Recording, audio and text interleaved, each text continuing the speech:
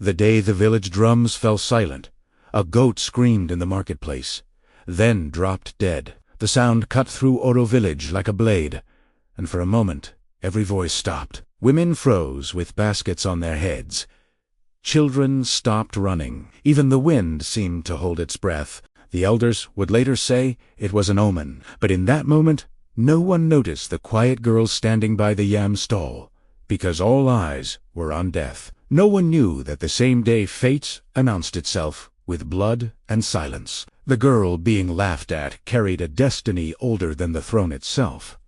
Her name was Morayo. She was 17 seasons old, slim and quiet, with eyes that observed more than they spoke. She wore a faded indigo wrapper, washed so many times its color had softened like old memories. In her hands was a small basket of palm fruits, held close to her chest. Not because they were heavy, but because in Oru village, holding things close was how you protected what little you had. People stared, not with kindness, with judgment. In Oru village, poverty was treated like a crime. "Look at how she walks," a sharp voice cut through the murmurs. "As if the ground belongs to her." The voice belonged to Demilala Aroalo, tall, polished, always seen, always heard. She stood with her coral beads shining in the sun, laughter already curling on her lips. Around her were her shadows, Bisola and Funke girls, who laughed not because something was funny, but because Demilala had decided it should be. "Someone who lives near the old shrine should not pretend to be important," Demilala added. Her smile cruel and practiced. Bisula giggled. Funk covered her mouth, pretending to be shocked, but her eyes sparkled with enjoyment. The crowd responded like dry grass to fire. Soft laughter, whispers, pointing fingers. Morayo felt every sound like a stone against her skin. But she said nothing. Silence had always been her shield. She lowered her gaze and stepped away from the stall, her feet light on the dusty ground. She had learned long ago that words only gave cruel people more power. Still, inside her chest, something heavy shifted. Not pain exactly, not anger, something deeper, something that felt like waiting. That night, the moon rose, full and pale, hanging over Oru village like a watching eye. Morayo sat outside her small mud home, grinding herbs beside her mother, Adimi. The stone made a soft, steady sound against the bowl. It was a sound Morayo had grown up with, a sound of survival, a sound of quiet strength. Adimi was 42, with lines on her face that spoke of years spent protecting more than just a child. Her eyes were sharp, but tired, loving, but guarded. A woman who had learned that secrets could be heavier than hunger. She glanced at Morayo. "More than necessary. Do not stay late by the river anymore." Ademi sighed quietly. Morayo looked up on we. "Mama Ademi Esther." "Eyes are opening," she said at last. The words were simple. The meaning was not. Morayo felt a small chill move through her. "I am careful," she said. Her mother nodded, but worry did not leave her face. Far and away, across the red hills, in a palace built on old victories and older blood, the Queen Mother did not sleep. Her gray hair was bound with gold thread. Even in stillness, she looked like authority itself. Before her lay an ancient leather charm, etched with symbols that only royal blood truly understood. She stared at it. Then it cracked, straight down the middle. The sound was soft, but inside the Queen Mother's chest it thundered. "She has grown," the Queen Mother whispered to the empty room. Too long in hiding. The following morning, Oru village buzzed with excitement. A wealthy trader's caravan had arrived, bringing bright fabrics, strange goods, and rumors of distant lands. The marketplace filled with noise again. Laughter returned.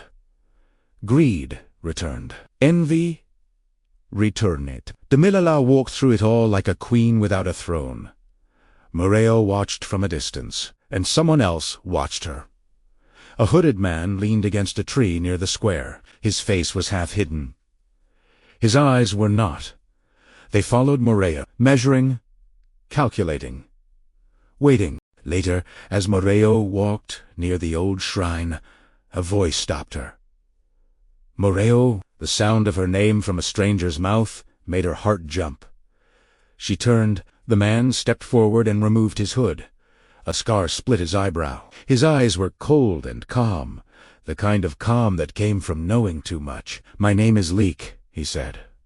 "I was sent to find what was hidden." Before Morayo could speak, her mother appeared, holding a pestle like a weapon. "Leab, adei, mi commanded an Leek smiled faini." "Soon," he said.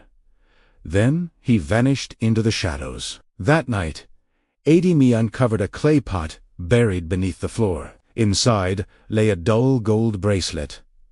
Royal, ancient, alive. "You must listen now." "Adei," me whispered, tears falling. "You are not only my daughter, you are of royal blood. The Queen Mother is your grandmother." She placed the bracelet on Morayo's wrist. It pulsed like a heartbeat. Morayo did not yet understand, but destiny had already found her. Morayo did not sleep that night. The bracelet on her wrist was cool to the touch, yet beneath her skin it felt warm, too warm. Not like fire, like life, like something breathing where no breathing should be. Each time she closed her eyes, she felt it pulse, slow and steady, as if matching her heartbeat. Boom, boom, boom. She lay on her mat, staring at the dark ceiling, listening to the small sounds of the house, her mother's quiet breathing, the distant bark of dogs, the wind brushing against the mud walls. But beneath all of it was the bracelet's rhythm, soft but impossible to ignore. "At some point," she whispered. "What are you?" The bracelet did not answer with words.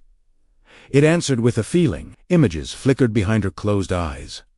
A tall palace gate, carved with symbols she somehow recognized. A throne room bathed in golden light. A woman with gray hair and proud eyes that looked like hers. Morayo gasped and sat up.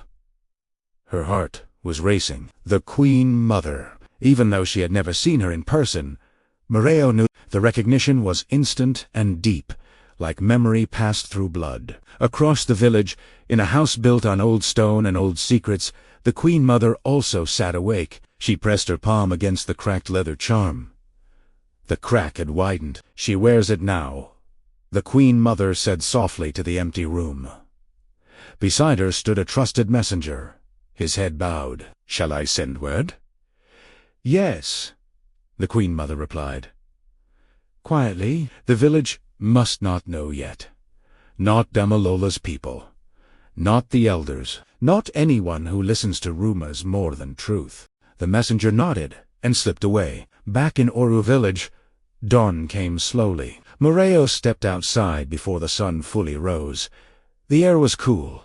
The ground was damp. She walked toward the river without thinking, only following the pull of the bracelet. Each step felt guided. At the riverbank, the water was unusually still.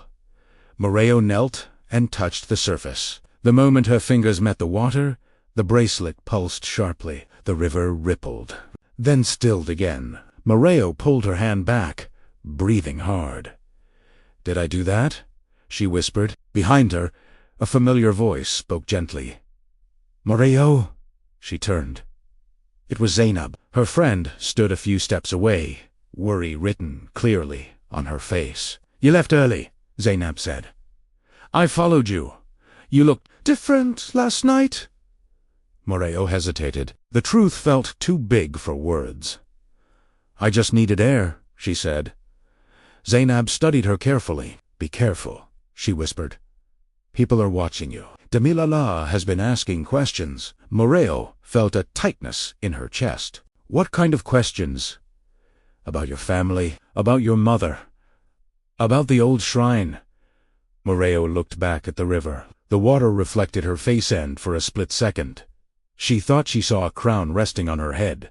She blinked. It was gone. At school, the whispers had changed. They were no longer just cruel. They were curious, dangerous. Damilala watched Morayo from across the yard. Her eyes narrowed. Basola and Funk leaned close, whispering into her ears. "She's hiding something," Basola said. "She walks like she knows something we don't," Funk added. Demilola's lips tightened. "No one in this village is above me," she said quietly. "Especially not her." That afternoon, Madame Madebisi called Morayo into her office. The room smelled of old books and chalk dust. Madame Madebisi looked at Morayo for a long moment before speaking. "You have your mother's eyes," she said slowly. "Strong, watchful." Morayo nodded.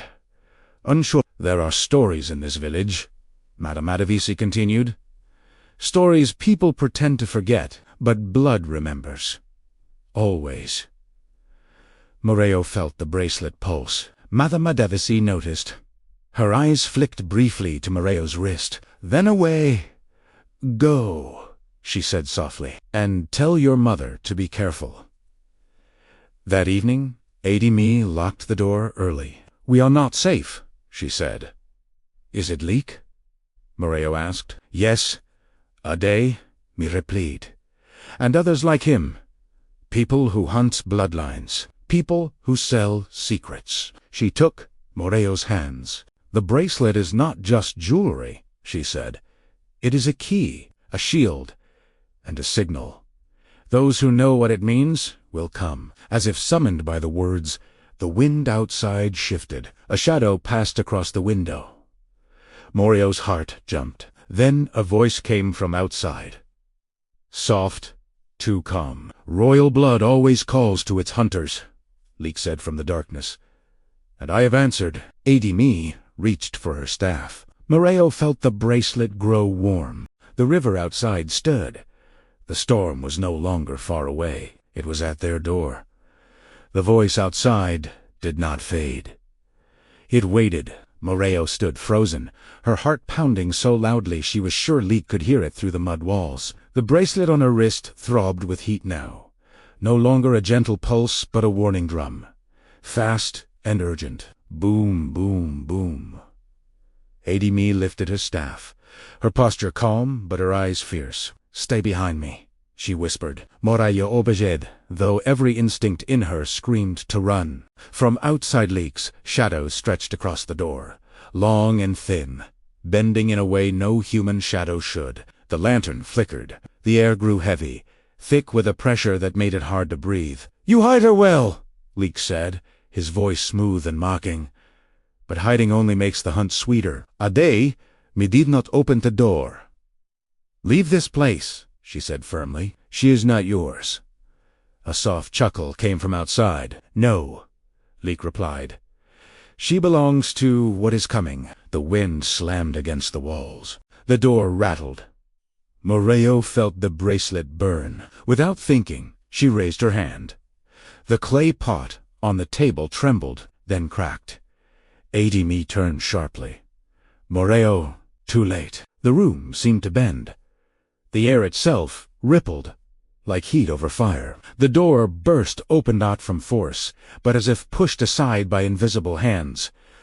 Leek stood in the doorway. His eyes glowed faintly, reflecting a light that was not there. "You feel it now, don't you?"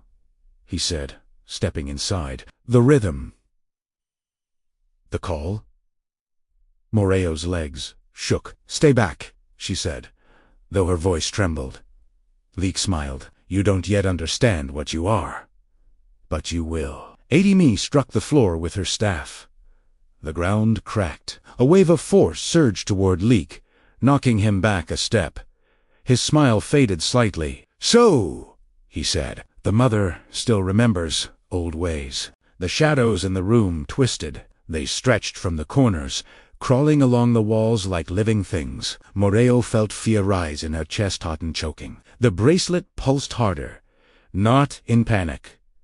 In command, a memory not hers rose inside her, a feeling of water, of flow, of bending without breaking. Morayo closed her eyes. She lifted both hands. Outside, the river surged. Water burst through the open doorway, not as a floodbat, as a wall rising between Leek and the house. It shimmered, held in place by a force Morayo could feel but did not yet understand. Leek's eyes widened. "Interesting," he murmured. He stepped back as the water pushed forward, forcing him out of the doorway. The shadows recoiled, hissing like snakes. Morayo gasped, dropping to her knees as the water fell back to the ground, soaking the dirt floor. Silence followed. Then Leek laughed. Low. Then Jerus. "This is only the beginning," he said from outside. "Now they will see you." Footsteps approached. Voices. Villagers. Drawn by the noise. Damilola's voice rose above the others. "What is happening?" Morayo's breath caught. Adimi grabbed her shoulders. "Listen to me," she whispered urgently. "From this moment, you are no longer invisible. Be careful what you show. Power brings attention. Attention brings enemies." The villagers gathered outside. They saw the wet ground, the broken door, the strange stillness. Whispers spread. "She did this?" Someone murmured. "That girl." Another asked. Demiliela pushed forward, her eyes sharp. She looked at Morayo, not with mockery this time, but with something darker. Suspicion, fear, jealousy. "What happened here?" "The Milola de Man." Before Morayo could answer, Madame Adebisi stepped forward. "That is enough," she said firmly. "Everyone, go home." The crowd hesitated. Madame Adebisi's voice hardened. Now, reluctantly, the villagers dispersed, but not before planting seeds of rumor that would grow fast. That night, Morayo sat alone, staring at her hands. "They listened to me," she whispered. "They misat besit." "Yes," she said. "And they will again. But control is more important than power." Leek wanted you to react. He wanted the village to see. "Why?" Morayo asked. "Because fear spreads faster than truth," her mother replied, "and fear makes people easy to use." Far away, on a hill overlooking Oru village, Leek watched the lights fade. "They have seen her," he said to the darkness. "Good." A shape moved beside him, something not fully human. "The blood awakens," the shadowed figure whispered. Leek smiled. "And when the village turns on her, she will be easier to take." Back in the palace, the Queen Mother stood before her maps and stars. "The hunter has moved," she said quietly. She turned to her guards.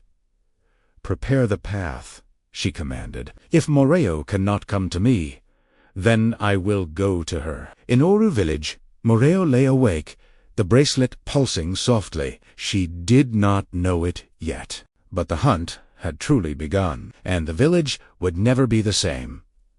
By morning, Oru village was no longer the same. The sun rose, but it brought no warmth. It only revealed what had already begun to rot beneath the surface. People stood in small groups, whispering. Eyes followed Morayo wherever she went. Conversations stopped when she passed. Doors closed faster. Smiles disappeared. Fear had found a home. Morayo felt it the moment she stepped outside. The bracelet on her wrist pulsed slowly, as if sensing the change in the air. Not danger yet, but suspicion. The kind that poisoned hearts before it ever spilled blood. At the well, two women stopped talking when she approached. "She brought it," one whispered. "Ever since that girl," another replied, shaking her head. Morayo lowered her eyes and filled her water pot in silence. Her hands trembled slightly. At school, it was worse. The courtyard buzzed with rumors. They say water came from her house. They say a strange man was there. They say she's cursed. Morayo walked past them, her back straight, her face calm. But inside, her chest felt tight. Zinab hurried to her side. "Morayo," she whispered urgently. "People are saying terrible things. They think you caused what happened." Morayo forced a small smile. "Let them talk." Zinab shook her head. "It's more than talk. Demilila is spreading it." As if summoned by her name, Demilila Arolo appeared. She stood with Bisola and Funk behind her, arms crossed, eyes bright, with something close to triumph. Well, Demilila said loudly. "Look who has become the center of every strange thing in this village." Morayo said nothing. Demilila stepped closer. First strange men, then broken doors, then water where there should be dust. "What are you hiding, Morayo?" Bisola laughed. Funk whispered loudly, "Maybe she's not normal." The word stung. Not normal? Morayo felt the bracelet warm slightly, responding to her rising emotion. Zenab stepped forward. "Leave her alone. Dumiliala." Dumiliala turned sharply. "Or what? Will she flood the school too?" Laughter followed. Morayo clenched her fists. That evening, the elders called a meeting under the Iroko tree. The whole village gathered.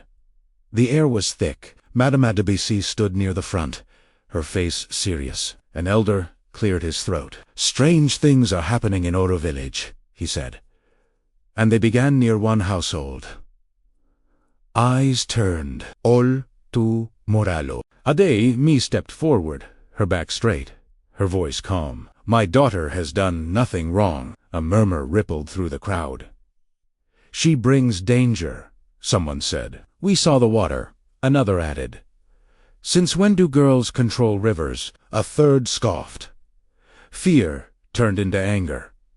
Anger turned into blame. Damilala watched from the side, silent now, letting the fire grow. Madame Adebisi raised her hand. "Enough. Fear does not make truth. Rumors are not evidence." But fear had already chosen its story. That night, stones hit Morayo's house. Not hard. Not to break. Just enough to send a message. "You are not welcome." Morayo sat inside, her heart pounding. "They hate me," she whispered. "Ade, mi pud, erclose." "They fear what they do not understand," she said. "Fear makes good people cruel." The bracelet pulsed. Outside the village, on the same hill, Leek watched. He smiled. "It's working," he said to the shadows. "They will turn on her for us." A dark shape shifted beside him, and when she stands alone, she will be easier to take. Leek finished. Back in the palace, the Queen Mother felt a sharp pain in her chest. "They are isolating her," she said softly, "just as they did before." She turned to her guards. "Send word to Madame Adebisi. The girl must not be left alone." In Oru village, Moray lay awake. For the first time, she understood something painful. Power did not only attract enemies. It could also turn neighbors into strangers. And sometimes, the village could become more dangerous than the hunter. The first betrayal came quietly. It did not arrive with shouting or fire. It came in the form of closed doors, averted eyes, and voices that stopped when Morayo entered a space. Oru village, which had once ignored her, now watched. Her, and watching was far more dangerous than indifference. Morayo felt it everywhere. At the market sellers served her last. Some pretended not to hear her. Others measured her with suspicious eyes, as if expecting her to turn the ground to water at any moment. "Be careful with that one," a woman whispered to another. "Strange things follow her." Morayo heard. She always heard. The bracelet on her wrist pulsed low and steady, like a warning drum beneath her skin. It did not react with violence. It reacted with awareness, as if reminding her, "See, remember, learn." At school, the tension became sharper. Teachers whispered among themselves. Students avoided her path. Even Zainab was careful now, not because she had turned against Morayo, but because she feared being pulled down with her. "You should stay home for a while," Zainab whispered one afternoon. "People are angry. They don't understand." Morayo nodded. "I know." But staying home did not bring peace. One evening, Morayo returned from the river to find strange markings scratched into the dirt outside her house. Symbols she did not recognize, lines twisted into shapes that made her chest tighten. Ade stared at them in silence. "They are testing us," her mother said. "Testing how afraid we are." That night, someone tried to set fire to the dry grass near their wall. It did not spread, but the message was clear. "You are not safe." Morayo sat on her mat, shaking. "Mama, what if they hurt you because of me?" Ademi cupped her face. "Listen to me. If I feared protecting you, I would have run long ago. You are not the danger. Their fear is. Outside the village, Leek watched from the dark, his smile thin and satisfied. They are doing my work for me, he murmured. Soon she will have nowhere left to stand. The dark shape beside him shifted. And when she runs, she will run straight into destiny, Leek replied. The next elders' meeting was worse than the last. Voices were louder, accusations sharper. She brings bad spirits. Our crops will fail. She is cursed. Madame Adebisi stood and slammed her staff against the ground. Enough. You are letting fear turn you into fools. But fear does not listen to reason. Demilila stepped forward. Her voice was calm. Too calm. Maybe we should send her away for a while, she suggested. For the safety of the village, the words landed like a knife. A murmur of agreement followed. Send there. Hawaii Morayo's heart dropped. Zainab gasped. You can't do that. Demilila turned to her. Unless you want to share her curse. Zainab fell silent. Not because she agreed, but because fear had wrapped around her throat. My daughter is not your sacrifice. An elder replied, Then you leave with her. Silence followed. Heavy, cruel. That night, Adimi packed a small bag. We may need to go, she said softly. Morayo stared at her. Go where? Somewhere they cannot reach Azeli. Morayo felt something twist inside her. Run, hide again. The bracelet pulsed sharply. No. The feeling was clear. Not yet. Before they could leave, footsteps came. Urgy. A knock. 3 sharp taps. Madame Adebisi stood at the door. They are planning something, she said quickly. Not officially, but fear makes people bold. You are not safe tonight. Ade, me know that we were going to leave. Madame Adebisi shook her head. If you run now, it will confirm their fears. They will say you fled because you are guilty. Morayo whispered, Then what do we do? Madame Adebisi looked at Morayo carefully. For now, you stand far away. In the palace, the Queen Mother rose in anger. They would dare turn on royal blood again, she said coldly. Prepare the road. I will not let history repeat itself. In Oru village, Leek felt the shift. Good, he said. Let them corner her. A trapped heir is a desperate heir. Morayo sat awake that night, staring at the dark ceiling. For the first time, she felt truly alone. Not because her mother was gone, not because her friend was afraid, but because the village she had grown up in no longer saw her as one of them. They saw her as a problem, a threat, a sacrifice, and in that moment, Morayo understood something painful and powerful. The hunter did not need to take her. The village was already trying to give her away. The road into Oru village had not seen royal feet in many years. By sunrise, dust rose on the horizon. At first, people thought it was another trader's caravan. Children ran to the edge of the fields. Men shaded their eyes. Women paused in their chores. Then they saw the banners. Gold-threaded cloth, royal symbols. The murmurs changed. That is, palace cloth. Why would the palace come here? Fear shifted into something sharper. Respect, worry. Curiosity. Morayo felt it before she saw it. The bracelet on her wrist pulsed in a slow, heavy rhythm, like a drumbeat calling to something far away. Adimi stepped outside and froze. They are here, she whispered. In the center of the village square, riders dismounted. At their head stood a tall man in ceremonial armor, his posture rigid, his expression unreadable. My name is Kola, he announced, commander of the Queen Mother's Guard. A collective gasp rippled through the crowd. The Queen Mother sends her eyes to Oru village, Kola continued. And her patience is not endless. Silence fell. Damilala stood stiff, her confident posture wavering for the first time. Madame Adebisi stepped forward. You are welcome, she said carefully. How may Oru village serve the Queen Mother? Kola's gaze swept the crowd. "I am not here for service," he said. "I am here for blood." The words sent a shiver through the square. Royal blood. Eyes shifted. Slowly. Toward Morayo. The bracelet pulsed harder. Ademi stepped in front of her daughter. "You will not touch her," she said firmly. Kola studied her. Then, to the shock of the village, he bowed his head slightly. "You protected her well," he said, "longer than many thought possible." Gasps. Whispers exploded. "What does he mean?" "Protected who?" Morayo felt dizzy.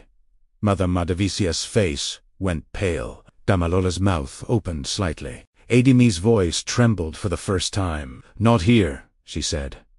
"Not like this." Kola nodded. "Very well." He turned to the village.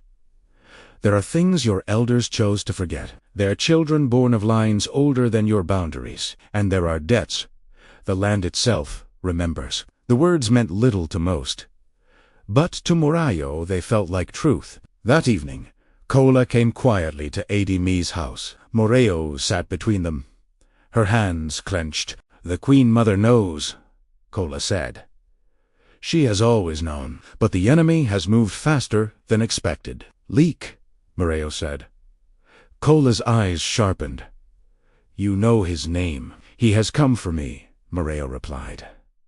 Kola nodded slowly. "Then the fracture is deeper than we feared." Ademi lowered her head. "I ran to give her a choice." "And you succeeded," Kola said. "But now the choice is shrinking." Morayo whispered, "What am I to them?" Kola looked at her fully. "You are not just royal blood," he said. "You are a key line, one that many believed was broken." Morayo's chest tightened. "A key to what?" "To balance," Kola replied. "To power that holds kingdoms together or tears them apart." Outside, shadows watched. Leek stood at the edge of the village, unseen, listening. "So," he murmured, "the Queen Mother has shown her hand." That night, whispers spread again, but different now. Not fear. Speculation. Royal Leguro. Impossible. But doubt had cracked. The story was changing. Morayo stood outside under the stars. For the first time, she did not feel small, Sefelt-Shan, but being seen was dangerous. Kola approached her quietly. "The Queen Mother wishes to see you." "Soon," Morayo swallowed. "Will she take me away?" Kola hesitated. "She may have no choice." Ademi stepped beside her daughter. "She is still my child," she said. "Not just your bloodline." Kola bowed his head. "That is why she survived." Far away, the Queen Mother stood before her maps. "They will fight over her now," she said softly. "Enemies and allies alike." She closed her eyes. "Blood remembers," she whispered. "And now, so does the world." In Oru village, Morayo stared at her bracelet. For years, she had been invisible. Now, she was impossible to ignore. And with the Queen Mother's move, the game had changed. Not just for her, for the entire kingdom. The message came at dawn. It was not delivered by a person. It was delivered by fear. A goat was found tied at the edge of Oru village. Its rope cut clean, its body marked with the same strange symbols that had once appeared outside Morayo's home. The meaning was clear. Leak was close. The village woke in panic. Women pulled children indoors. Men gathered with sticks and old machetes. Elders argued loudly, each voice heavier than the last. Morayo stood in her doorway, the bracelet burning against her skin. "He is calling me," she said. "Ade mi grabet arm." You do not answer a hunter's call. Kola arrived moments later, his face dark. "He wants to draw you out," Kola said. "This is a trap." "I know," Morayo replied. "Madam," Adavisa joined them. "Then we do not give him what he wants." Morayo looked at each of them. "If I stay, he will keep hurting the village," she said quietly. "If I go, he will face me." "That is exactly what he wants," Kola said. "Yes," Morayo agreed, but it is also what I want. The words shocked them. Morayo had always been quiet. Now her voice was steady. He has chased me in shadows. He has used fear. He has turned people against me. If I keep hiding, he controls the story. Mia's eyes filled with tears. You are still a child. Morayo held her mother's hands. I am also your daughter, and I carry more than fear now. The bracelet pulsed, warm and strong. At the edge of the forest, Leek smiled. She is coming, he whispered. That afternoon, Morayo left the village openly. Not running, not hiding. Zanab stood crying at the road. Please, come back. Morayo hugged her. I will, one way or another. Kola followed at a distance, hidden among guards. They did not tell Morayo, but they would not let her face this alone. The forest swallowed her. Birds went silent. Even the wind seemed to hold its breath. At the old stone clearing, Leek stepped out of the shadows. You came, he said softly. Brave, foolish, royal. Morayo did not step back. You turned my village against me, she said. Leek tilted his head. No, I showed them what they already feared. What do you want? Morayo asked. You? Leek replied. Your bloodline. Your key. He circled her slowly. You think the Queen Mother protects you out of love alone? He asked. She protects you because what flows in you can seal or shatter kingdoms. Morayo clenched her fists. I am not a weapon. Leek smiled wider. All power becomes a weapon when fear holds it. The air changed. The bracelet burned. Symbols on the stones glowed faintly. This place is bound to your line, Leek said. Your ancestors sealed something here. I only need you to open it. I will not, Morayo said. You will, Leek replied, because you are not as alone as you think. From the trees, figures stepped out. Villagers. Men who had once shared food with her, fear in their eyes. They followed me, Leek said softly. Not by force. Promise. By lies. By hope. Morayo's heart broke. You used them. I used fear, Leek corrected. Fear always wins followers. Morayo's voice shook. Let them go. That depends on you, Leek said. Open the seal. Step into your blood. Claim what you are, or they suffer for your refusal. Morayo looked at the villagers. Then she closed her eyes. For the first time, she did not think of hiding. She thought of a grandmother, of Adimi, of the bracelet, of the quiet strength she had always carried. She raised her wrist. The bracelet glowed bright gold. The ground trembled. Wind tore through the clearing. Leek stepped back, surprised. That's it, he whispered. Yes. Yes. But Morayo did not open the seal. She turned the power outward, not to destroy, to reveal. Light spread across the stones. The symbols changed. The villagers gasped. Images appeared. Truth. Old betrayals. Old lies. The forest showed them who Leek truly was, a thief of bloodlines. A breaker of seals, a man who fed on fear. No! One villager whispered. Leek roared. Stop it! He lunged. Before he could reach her, Kola and the guards burst from the trees. Steel clashed. Shouts filled the clearing. Leek vanished into smoke, his voice echoing. This is not over air. The forest fell silent. Morayo collapsed to her knees. Adimia's voice rang in her memory. Stand. She stood, breathing hard. The villagers knelt, not in fear, in shame. Forgive us. Morayo looked at them. This was not the end, but it was the turning point. The hunter had shown his face, and Morayo had shown her light. The forest did not cheer. Victory in old lands never came with drums. It came with silence. Morayo walked back into Oru village as the sun lowered, her clothes torn, her face marked with dust and tears. Behind her came Kola and the guards. The villagers followed slowly, heads bowed. News traveled faster than feet. By the time Morayo reached the village square, the elders were already waiting. So was a royal carriage. Gold cloth, heavy with history. The Queen Mother had arrived. She did not step out immediately. First came the staff, then the women of the court. Then, slowly, the Queen Mother herself. Time lived in her face. Power lived in her eyes. Morayo felt her knees weaken. Atimi ran to her daughter and held her tightly.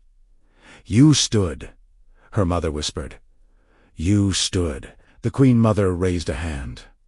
The square fell completely silent. She looked at Morayo for a long moment. Not as a ruler, as a grandmother. "My child," she said softly, "you carry fire that does not shout." Morayo bowed her head. "I did not choose this." The Queen Mother stepped closer. "None, a force, dobla chusas." She turned to the elders. "You were afraid," she said. "Fear makes cowards and monsters. Today, you nearly became both." Shame rippled through the square. The Queen Mother lifted Morayo's wrist. The bracelet caught the sun. Gasps. "This is not a charm," the Queen Mother said. "It is a silky of the old line. A line many believed was broken." She looked at Morayo. "You are that line. Whispers royal ire.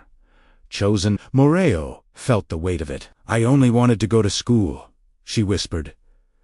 The Queen Mother smiled sadly. "Even heirs deserve ordinary dreams." Kola stepped forward.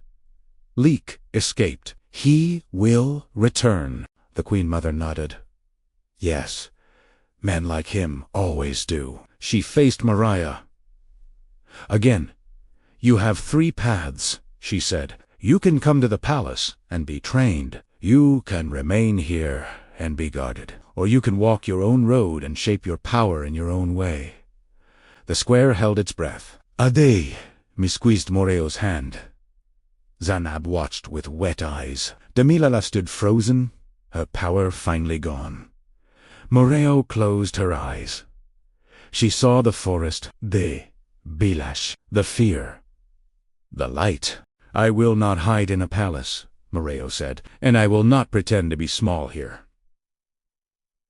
She looked at her grandmother. "I will walk my own road, but I will carry my people with me." The Queen Mother's eyes shone. "Then you are truly my blood," she said. She raised her staff. "Let it be known, Morayo is under royal protection. Any who harm her challenge the crown itself." Cheers broke. Not loud, but deep. Real.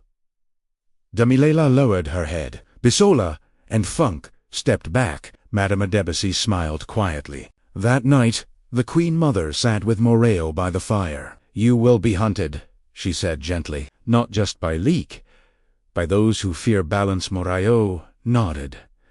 "Then I will learn." The Queen Mother placed her hand over Morayo's heart. "Your power is not in noise. It is in quiet fire. In dignity, in standing when others kneel." Morayo felt something settle inside her. Not fear, purpose. Far away, in the dark, Leek watched a distant fire glow. "This is only the beginning," he whispered. But in Oru village, Morayo stood taller. Not as a girl being mocked, not as a secret, but as a quiet heir. A bridge between past and future, a crown of quiet fire.